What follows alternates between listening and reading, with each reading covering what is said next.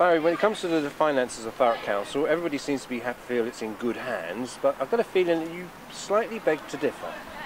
Yeah, I agree that the management team that we've now put in place, in Sean and Martin, yes, I think are now capable of delivering what we need to be delivered.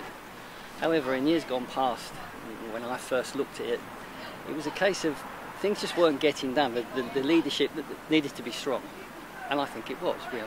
A good call by Councillor Haig to put in place an actual portfolio holder for finance, because that gave you some kind of, I don't like using this word, but I'm going to, some kind of overarching view. I could sit there as portfolio of finance without really having to justify to anyone what we were spending, but more how we were spending it, and looking at everybody's portfolio. That's disappeared now, as you can see with the new administration. And I think we're starting to lose sight of it again. The cracks are appearing. A report's been put back already 1 month, and this is the type of thing that was happening some time ago. I just feel now that the administration are not leading. I think they're being led. Now, as I said, I have every faith in those two officers, but they do need leadership, because we need to look at this so differently now. We really have to go back to zero-based budgeting. There's no two ways about it. It has to be done. Now, it's a huge organisation. You cannot just in one day make it zero-based budgeting. You can't close it down on a Friday and say on Monday we're opening up with a new budget. I know that's impossible. But you need to break it down into small areas and get those areas back into the budgeting, zero-based budgeting, and then ask yourself, what do we want to do? We know we have to do certain things, but even our statutory duties, we don't have. No one says exactly how many of, say, libraries you have to. It says we have to provide a library.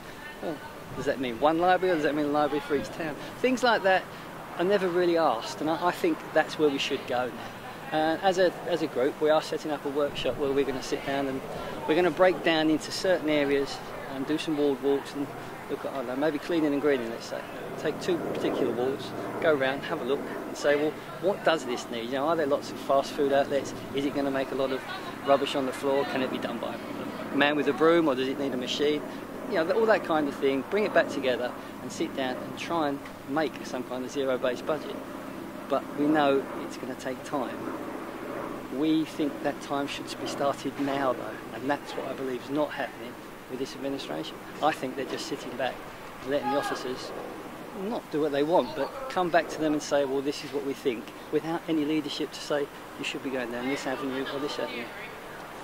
Some people were concerned with the new Labour administration that there isn't an awful lot of expertise in the cabinet, and some people said there are certain roles, portfolios before May, including yourself, which had a level of expertise. Is that something that really concerns you? I think at the last full cabinet, full council, you saw that quite clearly, that those portfolio holders, some of them probably get shot for this, but didn't seem like they had a clue what they were doing, or didn't seem to talk in the same language as the officers did, which is not right.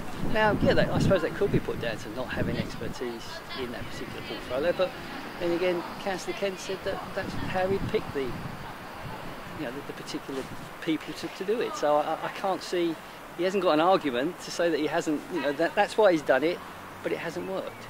I'm not sure whether they don't have the expertise or whether they're just not up to the job. You have expertise, you've Yep. worked in the city. Has anybody asked you for help? No. That disappoint you? It disappoints me a lot. I think you and I had a conversation some time ago where I told you at the end of that overthrow, when they took control, that is exactly what Councillor Kent said to me. And I think I gave the same answer. I'll give it again now. Whatever helps the people of Thurrock, I would do. But no one's approached me at all. Yes, it is disappointing. I keep putting the boot on the other foot and saying, well, would I ask for help? Well, I actually think I would, but obviously I can't prove that at this present moment in time.